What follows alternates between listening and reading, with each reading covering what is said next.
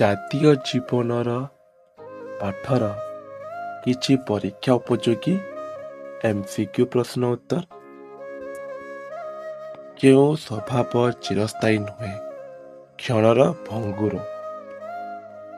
ବ୍ୟକ୍ତିଗତ, ଆତ୍ମାତିକ, ନୈତିକ, ଗୋଷ୍ଠୀଗତ। ଠିକ୍ ଉତ୍ତର ହେଉଛି ବ୍ୟକ୍ତିଗତ।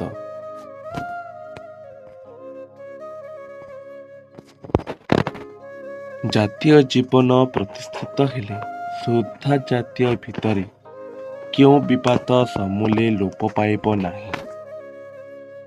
ସାମ୍ପ୍ରଦାୟିକ ବିବାଦ, ବ୍ୟକ୍ତିଗତ ବିବାଦ,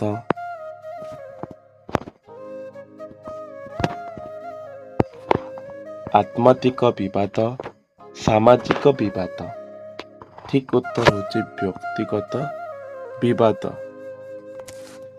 ଭାରତର ସର୍ବପ୍ରଥମ ଭାଷାଭିତ୍ତିକ ରାଜ୍ୟ ନାମ କ'ଣ? ଓଡ଼ିଶା, ବିହାର, ବଙ୍ଗଳା, କର୍ଣ୍ଣାଟକ। ଠିକ୍ ଉତ୍ତର ହେଉଛି ଓଡ଼ିଶା। ଜାତୀୟ ଜୀବନ ପ୍ରତିଷ୍ଠିତ ହେଲେ ଜାତି ଜାତୀୟ ମଧ୍ୟରେ କେଉଁ ଭାବ ସୃଷ୍ଟି ହେବ?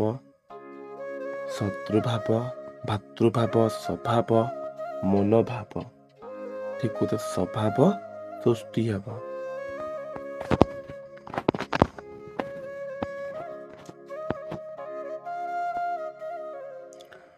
ମଧୁସୂଦନ ଦାସ ଓଡ଼ିଆ ଜାତିକୁ ଉଦ୍ବୋଧନ ଦେବା ପାଇଁ କେତୋଟି ଦେଶାତ୍ମକବୋଧ କବିତା ରଚନା କରିଥିଲେ? 5ଟି,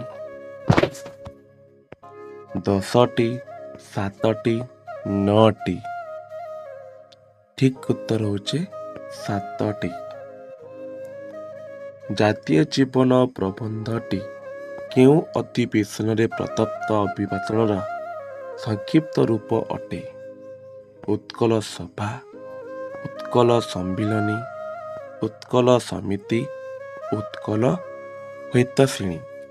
ଠିକ୍ ଉତ୍ତର ହେଉଛି ଉତ୍କଳ ସମ୍ମିଳନୀ।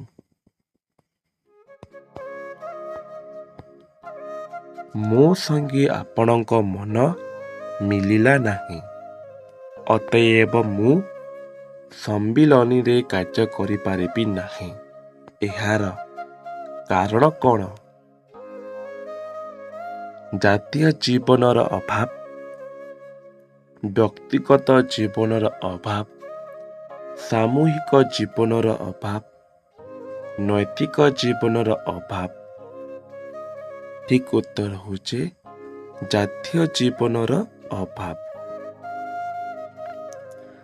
ଆଧୁନିକ ଓଡ଼ିଶାର ନବନିର୍ମାତା ଭାବରେ କିଏ ପରିଚିତ?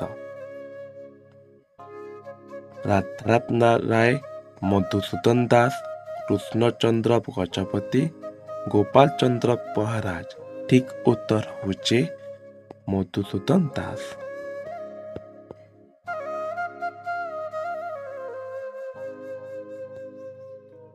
ଜାତୀୟ ଜୀବନ ପ୍ରବନ୍ଧରେ ପ୍ରାବନ୍ଧିକ କିଏ?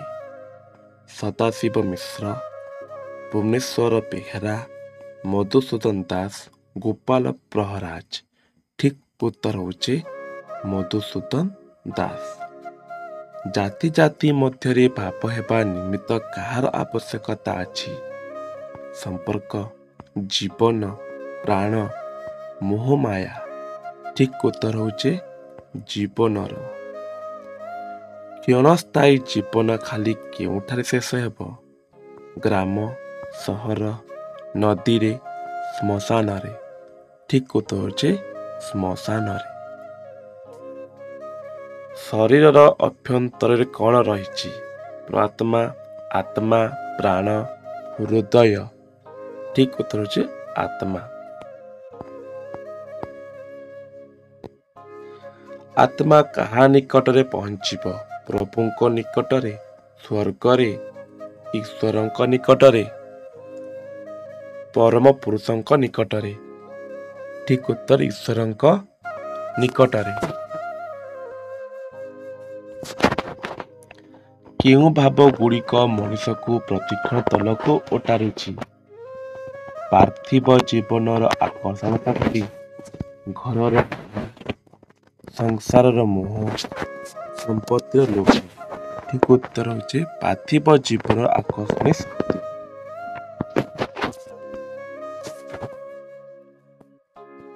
ମୋତେ ସର୍ବଦା ଉପରକୁ କିଏ ଟାଣୁଅଛି? ପ୍ରଭୁ, ଈଶ୍ୱର, ଅନନ୍ତ ବିଶ୍ରାମ ସ୍ଥାନ, ସ୍ୱର୍ଗ। ଠିକ୍ ଉତ୍ତର ହେଉଛି ଅନନ୍ତ ବିଶ୍ରାମ ସ୍ଥାନ। ଅନନ୍ୟ ଜାତି ଓ ସମାଜମାନଙ୍କ ସହିତ ଜୀବନ ମିଳାଇ କ'ଣ କରିବା ଆମର ପ୍ରଧାନ କର୍ମ ଅଟେ?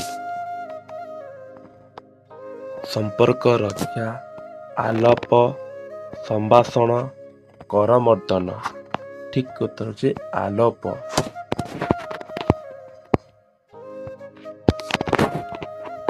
କେତେବେଳେ ଜାତି ଜାତି ମଧ୍ୟରେ ସଦ୍ଭାବ ସୃଷ୍ଟି ହେବ? ବ୍ୟକ୍ତିଗତ ଜୀବନ ପ୍ରତିଷ୍ଠା ହେଲେ, ସହରୀ ଜୀବନ ପ୍ରତିଷ୍ଠା ହେଲେ, ଜାତୀୟ ଜୀବନ ପ୍ରତିଷ୍ଠିତ ହେଲେ, କ୍ଷଣଭଙ୍ଗୁର ସମ୍ପର୍କ ପ୍ରତିଷ୍ଠା ହେଲେ। ଠିକ୍ ଉତ୍ତର ହେଉଛି ଜାତୀୟ ଜୀବନ ପ୍ରତିଷ୍ଠା ହେଲେ। Option C. ବ୍ୟକ୍ତିଗତ ସଦ୍ଭାବ କିପରି? ଚିରସ୍ଥାୟୀ, କ୍ଷଣଭଙ୍ଗୁର, କାଳଜୟୀ, ବହୁ କାଳବ୍ୟାପୀ। ଠିକ୍ ଉତ୍ତର ହେଉଛି କ୍ଷଣଭଙ୍ଗୁର।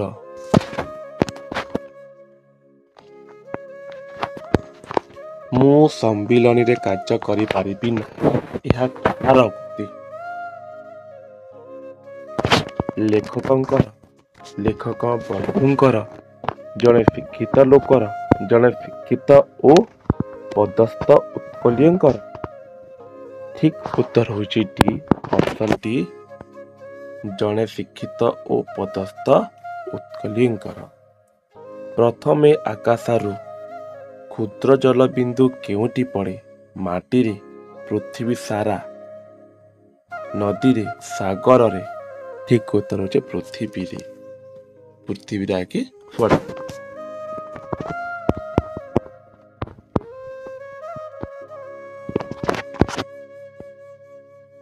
ଜଳବିନ୍ଦୁ ଗୁଡ଼ିକ ଏକାଠି ହେଲେ କ'ଣ ପାଲଟି ଯାଆନ୍ତି?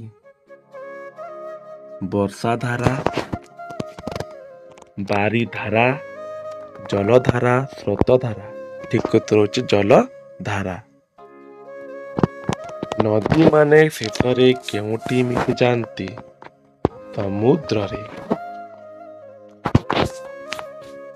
ଜଳର ଜାତୀୟ ଗୁଣଟି କ'ଣ?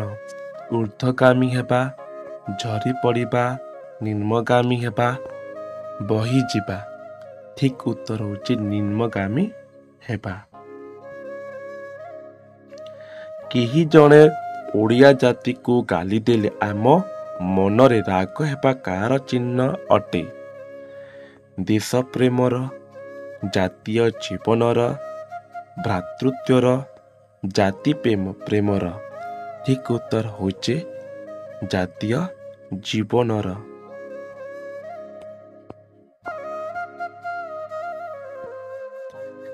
କେଉଁ ନିନ୍ଦାରେ ମୋ ଜାତି ଭାଗି ହେବ?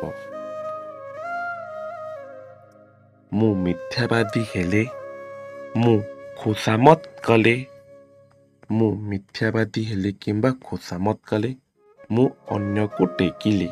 ଠିକ୍ ଉତ୍ତର ହେଉଛି ମୁଁ ମିଥ୍ୟାବାଦୀ ହେଲେ କିମ୍ବା ଖୋସାମତ କଲେ। ଜାତୀୟ ଲୋକେ କେତେବେଳେ ତାର ସୁଫଳ ଭୋଗ କରିବେ? ଜାତି ହାରିଗଲେ, ଜାତିର ମୂଲ୍ୟ ବଢ଼ିଲେ, ଜାତିର ମାନହାନି ହେଲେ, ଜାତିର ଟେକ କମିଗଲେ। ଠିକ୍ ଉତ୍ତର ହେଉଛି ଜାତିର ମୂଲ୍ୟ ବଢ଼ିଲେ। ଜାପାନ ଜାତିର ଉନ୍ନତିର ମୂଳମନ୍ତ୍ର କ'ଣ? ମୋର ପ୍ରାଣ ଯାଉ, ଜାପାନୀ ଜାତିର ମାନ ବୃଦ୍ଧି ହେଉ।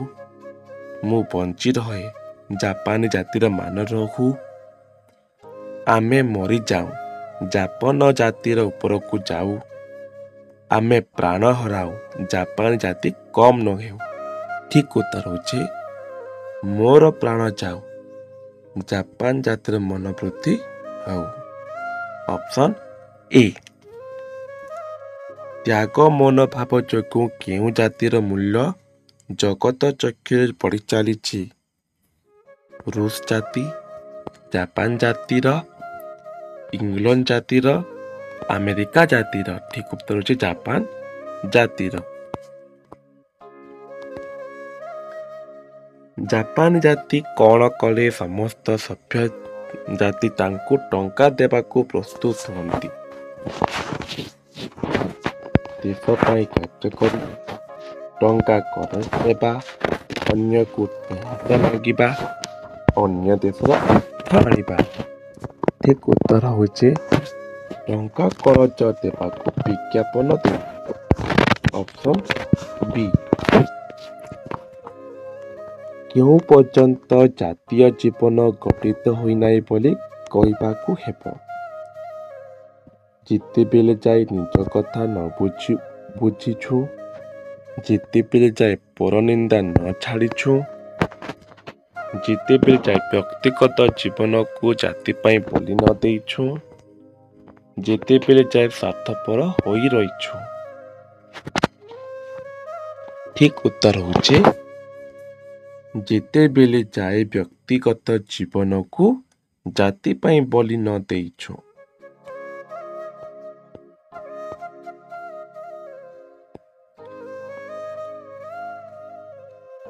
କୁକୁର କାହାକୁ ଦେଖି ନିକଟକୁ ଆସିବ?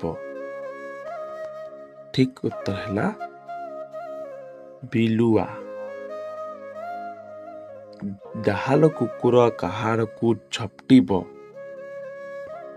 ବାଘ ଭାଗ ଉପରେ। ଡାହାଲ କୁକୁର ଜାତିର ଗୁଣଟି କ'ଣ? ସାହସିକତା।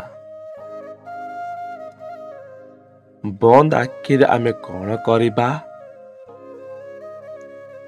ଅନ୍ୟର ଦୋଷ ଦେଖିବା। ବନ୍ଦ ଆଖିରେ ଅନ୍ୟର ଦୋଷ ଦେଖିବା।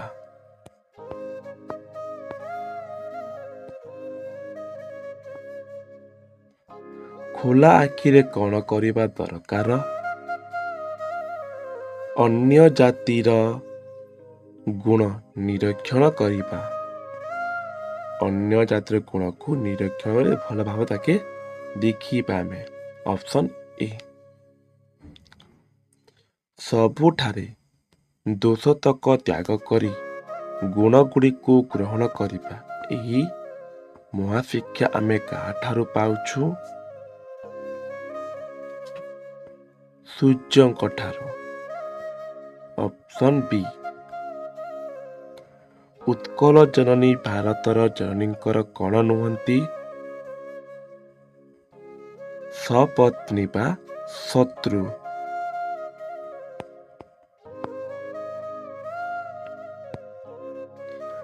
ଭାରତ ଜନନୀଙ୍କର କେତେ ଗୋଟି ପୁତ୍ର? 5-6 ଗୋଟି। Option B.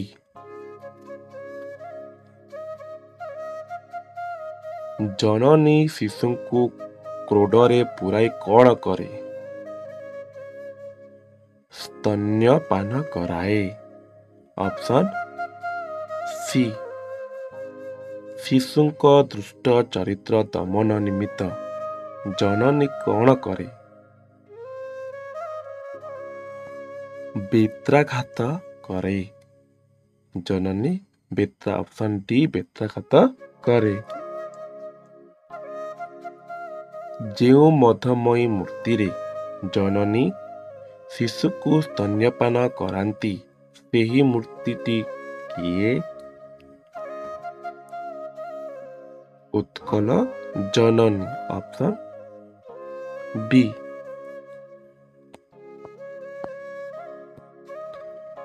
ସପତ୍ନୀ ଏହି ଶବ୍ଦର ଅର୍ଥଟି କ'ଣ?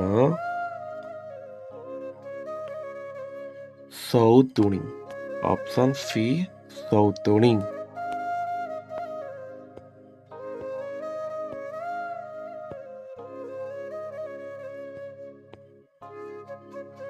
ମହାବଳ ସହିତ ଯେପରି ପାଖର ସମ୍ବନ୍ଧ ଅଛି, ସେହିପରି ଡାହାଣ ସହିତ କୁକୁର। କାହାକୁ ଶୀଘ୍ର ସଂଶୋଧନ କରିବା ଉଚିତ? ଭ୍ରମର ସଂଶୋଧନ କରିବା ଉଚିତ। ସବୁ ବ୍ୟକ୍ତି ସବୁ ଜାତିଙ୍କଠାରେ କେଉଁ ଗୁଣ ରହିଛି? ଅନୁକରଣ ଯୋଗ୍ୟ ଗୁଣ। Option B. ପଦସ୍ଥ ଏହା କି ପଦ? ବିଶେଷଣ ପଦ। ଅପସନ୍ ବି ବିଶେଷଣ ପଦ। କିଏ ଭାରତ ମାତାର ସପତ୍ନୀ ନୁହନ୍ତି? ଉତ୍କଳ ଭାରତ ମାତାର ସପତ୍ନୀ ନୁହନ୍ତି। ସବୁ ବ୍ୟକ୍ତି ସବୁ ଜାତିଙ୍କଠାରେ କେଉଁ ଗୁଣ ରହିଛି? ଅନୁକରଣ ଶକ୍ତି ଗୁଣ ରହିଛି। Option C. ସୂର୍ଯ୍ୟଙ୍କ ଠାରୁ ଆମେ କ'ଣ ଶିକ୍ଷା ଲାଭ କରୁ? ସମ୍ଭବ, ପ୍ରେମ ଭାବ, ଦୋଷ ତ୍ୟାଗ କରି ଗୁଣ ଗ୍ରହଣ, ଦିବ୍ୟ ବୃତ୍ତି। ଠିକ୍ ଅପସନ୍ ହେଉଛି ଦୋଷ ତ୍ୟାଗ କରି ଗୁଣ ଗ୍ରହଣ କରିବା। Option C. ଉତ୍କଳ ଜନନୀ ଭାରତ ଜନନୀଙ୍କ ଠାରୁ ବିଚ୍ଛିନ୍ନ ନୁହନ୍ତି, ଏକଥା କିଏ କହିଥିଲେ? ମଧୁସୂଦନ ଦାସ। Option C. ଉତ୍କଳ ସମ୍ମିଳନୀ କେବେ ଗଠନ କରାଯାଇଥିଲା? ଠିକ୍ ଉତ୍ତର ହେଉଛି 1903 ମସିହା। ଜାତୀୟ ଜୀବନ ବିକାଶ ନିମନ୍ତେ କାହାକୁ ବିସର୍ଜନ କରିବା ପାଇଁ ପ୍ରାବନ୍ଧିକ ଆହ୍ୱାନ ଦେଇଛନ୍ତି? ବ୍ୟକ୍ତିଗତ ସ୍ୱାର୍ଥକୁ। Option B. ଅପସନ୍ ଏ ବ୍ୟକ୍ତିଗତ ସ୍ୱାର୍ଥକୁ।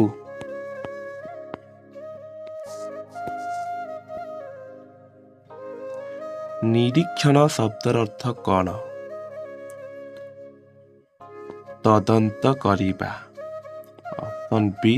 ନିରୀକ୍ଷଣ ଅର୍ଥ ହେଲା ତଦନ୍ତ ବେଲେ ଖୋଜାଖୋଜି କରିବା, ପଚରା ଉଚରା କରିବା। କିଏ ସର୍ବଦା ଆମକୁ ଉପରକୁ ଟାଣୁଛି? ସ୍ୱର୍ଗୀୟ ଜୀବନର ଆକର୍ଷଣୀୟ ଶକ୍ତି। Option A. ପାର୍ଥିବ ଶବ୍ଦର ଅର୍ଥ କ'ଣ?